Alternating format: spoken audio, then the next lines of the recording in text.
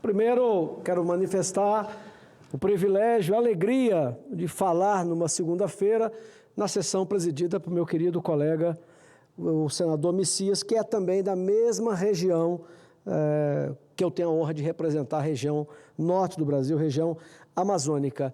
Mas, senador Girão, fazendo aqui coro à sua fala, o presidente Bolsonaro, um homem que se tivesse roubado essa caneta, o mundo já saberia, um homem que passou por 28 anos na Câmara Federal, e nesse período a Câmara e vários deputados se envolveram em N escândalos de corrupção, menos ele.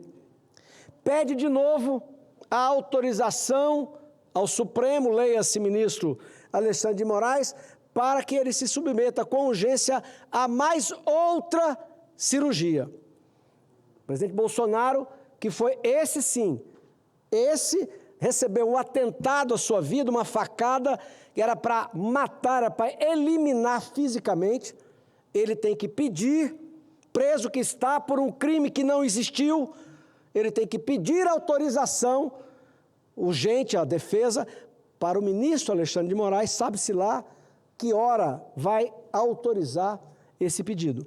Agora veja o naipe, como diria meu saudoso e finado pai, olha o naipe dos ministros do Supremo Tribunal Federal que estão em tese para guardar a nossa Constituição. Portanto, homens que deveriam, ao ser aprovados aqui no Senado, ter uma vida proba, notório saber jurídico, mas olha as manchetes, olha o naipe das pessoas que julgaram o presidente Bolsonaro.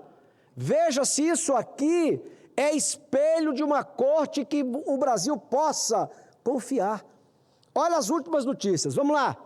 Revista Oeste, agenda de Vorcaro revela contatos de ministros do STF e de líderes do Congresso. Dono do Banco Master, alvo de investigação sobre fraudes financeiras. Outra manchete, dona do Banco Master reúne contatos de ministros do STF e cúpula do Congresso Nacional. Celular do banqueiro traz nomes de autoridades. Defesa não se manifesta. Agência O Globo. Outra matéria. PCC, para quem não se lembra, facção criminosa das mais perigosas do mundo. Não é só no Brasil, já é internacional há muito tempo. Olha só. Dias Toffoli, sabe quem que é Dias Toffoli? Ministro do STF. Como que um ministro do STF viaja em avião associado a Beto Louco? Onde é que está o decoro, pelo amor de Deus? Essa turma que julga os brasileiros, essa turma que hoje está comandando o Brasil, vou repetir, PCC, Dias Toffoli viajou em avião associado a Beto Louco. Líder do PCC, ministro do STF, usou o jato operado pela táxi aéreo Piracicaba para ir a evento em resort de luxo, que já teve seus parentes como sócios. Mas, olha o nível, olha o naipe, como diria o seu Mamed Bittar. Gilmar Mendes decide que apenas a PGR, isso agora, nas últimas 2 semanas, pode pedir impeachment de ministro do STF. A PGR, por coincidência, tem um titular, não contou com o meu voto, eu fui lá educadamente olhar para os olhos dele e dizer por que razão eu não poderia confiar meu voto a ele. Mas foi sócio já do ministro Gilmar. Essa relação que ninguém mais separa, logo os ministros da mais alta corte do Brasil, volta atrás, mas o gesto ficou.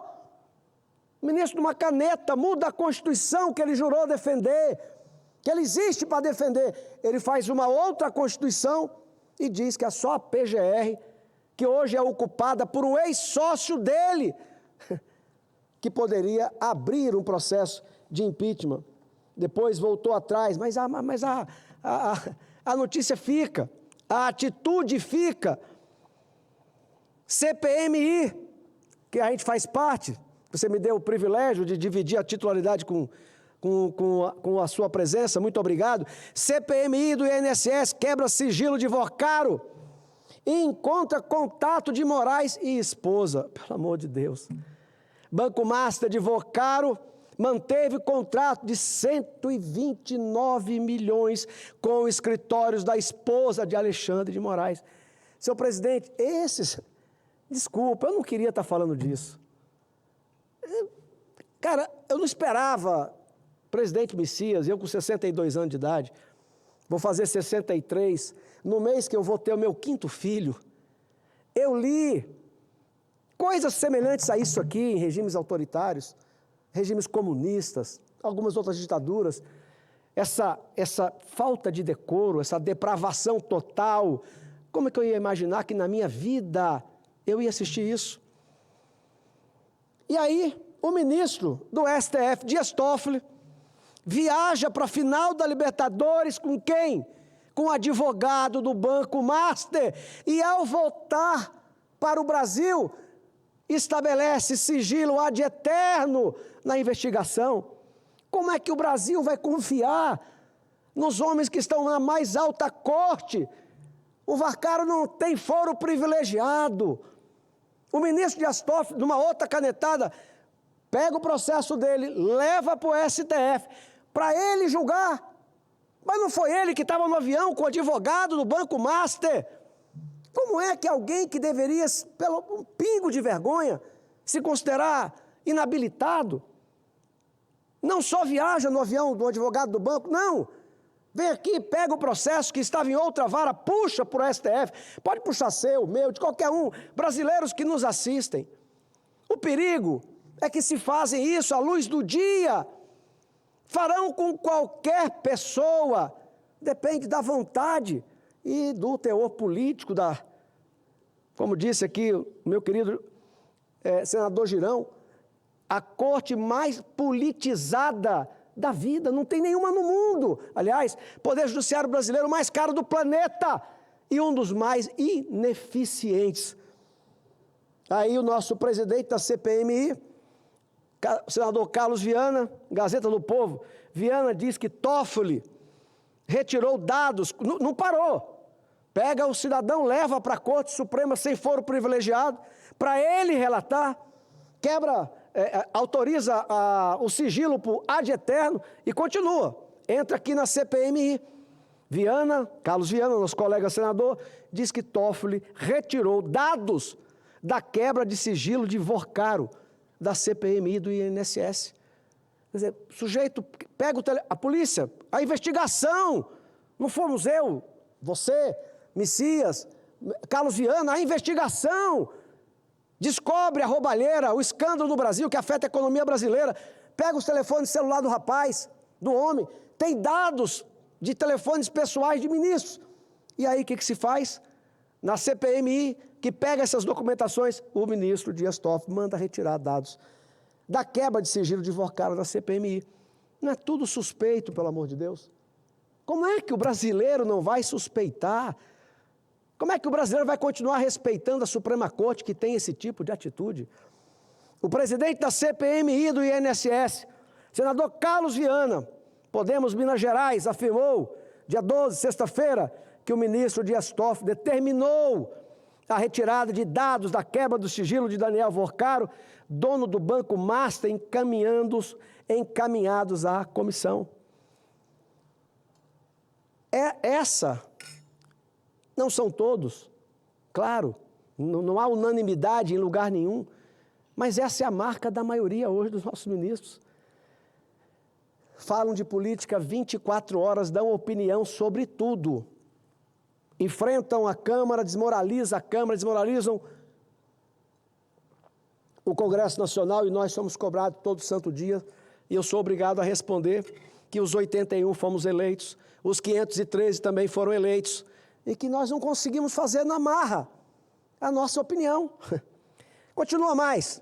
Olha o que os brasileiros estão acostumados agora a ler todo santo dia. Toffoli retira documentos de Vocaro da CPMI do INSS, Revista Oeste. Do ministro Gilmar, já mencionei. Aí tem uma outra frase. do Maquiavel, quando Vossa Excelência, senador Girão, querido amigo, nobre pré-candidato a governador do querido estado do Ceará, estado que ajudou a colonizar, como nenhum outro estado ajudou, o Nordeste ajudou, mas o Ceará mais do que tudo, o meu querido estado do Acre, que eu tenho a honra de representar. Quando Vossa Excelência falou da frase, eu digo, vai falar a frase que eu tinha escalado. Abre aspas, aos amigos os favores, aos inimigos a lei. Fecha aspas. No caso aqui, eu não tenho como não lembrar do Bolsonaro. Esse era o inimigo número 1. Decisão do ministro Dias Toffoli de transferir para o Supremo o processo contra o Banco Master, impor sigilo e blindar documentos obtidos pela CPMI do INSS, favorecendo o empresário Daniel Vorcaro de uma investigação mais ampla. Não é a cara da frase do Maquiavel? Vamos repetir. Abre aspas. Aos amigos os favores, aos inimigos a lei. Fecha aspas. Agora, senhor presidente, essa turma, esses ministros, que segundo a imprensa nacional, toda hora dão notícia de que pressionam parlamentares. A imprensa já disse não sei quantas vezes que parentes do presidente Hugo Mota, logo depois que ele assume a presidência, passaram por certas devassas para pressioná-lo, ele tinha se comprometido em colocar, para votar. Não se comprometeu de votar a favor ou contra, de colocar o processo em votação. Não colocou até hoje. A mídia está cansada de dizer que isso é pressão de ministros do STF em cima daqueles que têm processo no Supremo Tribunal Federal. Embora que hoje, para você que não tem processo no Supremo Tribunal Federal, passar a ter, não custa nada. Nada. A qualquer hora, rapidinho, surge uma denúncia, nós somos senadores, vai para o Supremo, pronto, ele acata, aceita a denúncia e você já vira réu. Mas veja, esses ministros que claramente perderam a noção do dever, perderam a noção do decoro, perderam a noção de qualquer limite, eles, aliados a artistas, entre aspas, como citou aqui o meu querido amigo Girão, senador Messias, trabalham dia após dia contra a anistia. Eu vou repetir mais uma vez, eu não esperava ver em vida essa maldade stalinista que habita o coração de todo comunista, que aparece com verniz de educado, de tolerante, mas se você apertar um pouquinho, aparece o Stalin que cada um deles carrega dentro de si. Coração frio, gelado. Como disse aqui, senador Girão, mas eu quero corroborar. Artista como Caetano Veloso, da Lei Rouanet, beneficiado por Lei Rouanet, quando o PT, no governo primeiro do Lula, para implantar a sua agenda, entre elas, lembra do controle social da mídia? O que era controle social da mídia? Ora, se eles controlam o sindicato, eles iriam controlar a mídia e dizer o que é fake news, o que não é fake news. Mas a gente não tem o apoio do Congresso Nacional, não tem problema, compra, faz a mesada para cada um deles. E isso não mereceu de artistas da Lei Rouanet, como Caetano Veloso e Gilberto Gil, uma palavra. Eu não me lembro naquela época de que um desses artistas dissesse, como disseram ontem, vamos devolver o Congresso ao povo brasileiro. O Congresso nunca foi tão vilipendiado como a época da denúncia do Mensalão. O que era a denúncia do Mensalão? Que o governo Lula pagava uma mesada para que a Câmara Federal aprovasse a sua agenda. Eu não vi nenhum desses artistas. São dois pesos e duas medidas, descaradamente. Aí, na CCJ, semana passada, quando eu tive que dizer, e repito aqui outra vez, em 64 no Brasil, o que não adianta, a esquerda fica com ódio de ouvir isso.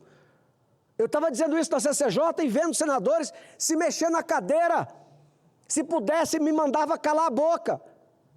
Mas, por enquanto, ainda não estão com esse poder. Então, eu vou repetir. Em 64, no Brasil, havia dois grupos querendo dar o golpe de Estado. Prevaleceu os militares. Mas a esquerda o que queria? Implantar o comunismo. Isso aí ninguém nega.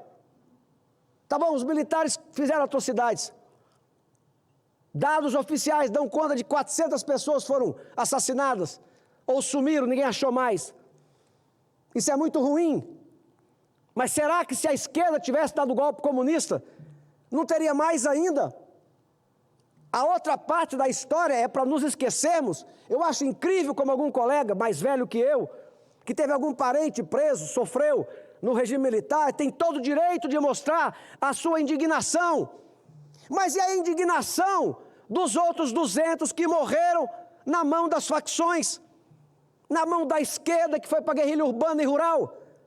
Se calculam 400 vítimas do regime militar e se calculam 200 vítimas daqueles que não conseguiram o golpe comunista, mas foram para a guerrilha urbana e rural. Agora, dá só uma olhada, senhor presidente.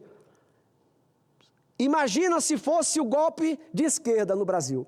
Será que seriam 600 mortes? 400 do lado militar, 200 do lado da esquerda? Creio que não. Creio que seria incomensuravelmente mais. Vamos dar um exemplo? O terror comunista deixou um rastro de sangue e fuga em massa em todo o planeta. Os estudos falam em algo perto de 150 milhões de mortes em nome dessa ideologia. Dezenas de milhões de refugiados. Venezuela agora tem 20% da população fora do país. Cuba, a mesma coisa. Mais de 20% dos cubanos se arriscaram e se arriscam a vida em embarcações improvisadas porque preferem morrer no mar do que continuar vivendo naquele regime. Sozinho, Cuba já matou 100 mil. Vamos a alguns números. Números do terror comunista e dos refugiados. União Soviética, sob Lenin, de 17 a 24. Estimativas atribuem ao período leninista cerca de 5 milhões. São 5 mil não, nem 500. São 5 milhões de mortos, somando guerra civil, terror vermelho, fomes ligadas às requisições forçadas e à criação dos primeiros campos de concentração. União Soviética sob Stalin, aquele que cunhou a frase, o soldado do partido, esse que cunhou a frase. De 28 a 53, investigadores falam em mais de 60 milhões de mortos, podendo chegar a quase 70 milhões. Mesma coisa, ao longo de todo o período soviético, de 17 a 91, somando Lenin, Stalin e sucessores, a conta fica na ordem de 80 milhões de pessoas. China comunista, 1949 até o presente. Estudos indicam que o grande salto adiante do Mao Tse Tung, meu Deus do céu, foi líder de partidos de esquerda no Brasil. Sozinho matou algo em torno de 45 milhões de pessoas, somando, mesma coisa, fomes, campanhas políticas, repressão, até a morte de Mao, colocando o total de mortos do regime comunista chinês acima de 70 milhões. Não para por aí. Camboja, lá no Khmer Vermelho, de 75 a 79, o genocídio de Pol Pot, ídolo de muita gente da esquerda, exterminou um paísinho deste tamanho, 2 milhões de pessoas, cerca de 25% da população do país. Coreia do Norte, 1948 até agora, estudos demográficos da fome dos anos de 1990 estimam 3 milhões de mortos. Mais de 35 mil norte-coreanos conseguiram chegar e registrar, fugindo, correndo risco, na Coreia do Sul. Vietnã, 1 milhão de civis mortos. Cuba, dezenas de milhares de mortos. Aliás, o Che Guevara, que muitos comunistas ainda colocam na camiseta, como se fosse um Cristo, né? Alguém do bem, admitiu isso na ONU, que fazia fuzilamento mesmo, justiciamento, e ia continuar fazendo. Ao longo de décadas, centenas de milhares de cubanos fugiram em balsas e ondas migratórias. E assim vai, senhor presidente. Eu quero terminar, senhor presidente, dizendo o seguinte: aí, essa turma que carrega na sua história, não adianta a esquerda aqui querer negar, ela faz parte dessa história aqui, ó. Ela faz parte disso aqui. E ela está fazendo a mesma coisa no Brasil. Eu quero terminar, senhor presidente, fazendo aqui um louvor. Eu tenho líder, e não me envergonho disso, eu já disse e repito, eu tenho, Girão, amor ao meu líder. Esse que passou 28 anos na Câmara, não se envolveu o nome dele em nenhum escândalo. Ao contrário, ao assumir a presidência da República, os escândalos no Brasil cessaram. Antes disso, Mensalão, Petrolão, o homem que cuidou de tudo isso, o chefe, que continua hoje na presidência, foi preso, condenado na instância correta, na segunda, na terceira, por 9 juízes. Hoje, ele é o presidente do Brasil outra vez. E o homem, o único presidente civil que não teve um escândalo de corrupção, esse está na cadeia, pagando com a própria vida, com a sua saúde. Pois bem, senador Girão, eu quero aqui também homenagear Eduardo Bolsonaro. Se dependesse da minha disciplina, nós todos aqui teríamos apoiado. E o que ele fez nos Estados Unidos foi denunciar o que nós vivemos aqui. Todos os escândalos voltaram. Estão assaltando todo mundo de novo. Não é a primeira vez que assaltam os homens que eles tanto juram defender, servidores públicos, fundo de pensão, de todas as estatais. Agora estamos na CPMI, vendo o quê? O roubo dos idosos do INSS, feito pela mesma turma. Agora, eu quero terminar, senhor presidente, fazendo uma lembrança. Muitos queriam que Bolsonaro fizesse acordo para salvar sua pele e sair do processo eleitoral, tirar o seu nome. Se o Bolsonaro fosse um homem normal, se ele fosse um homem comum, provavelmente ele teria chamado o Centrão para fazer um acordo e salvar a sua liberdade, a liberdade da sua família. Mas Bolsonaro, mais uma vez, presidente Messias, prova que não é normal, não está na média, ele é muito acima da média. O que é que ele faz?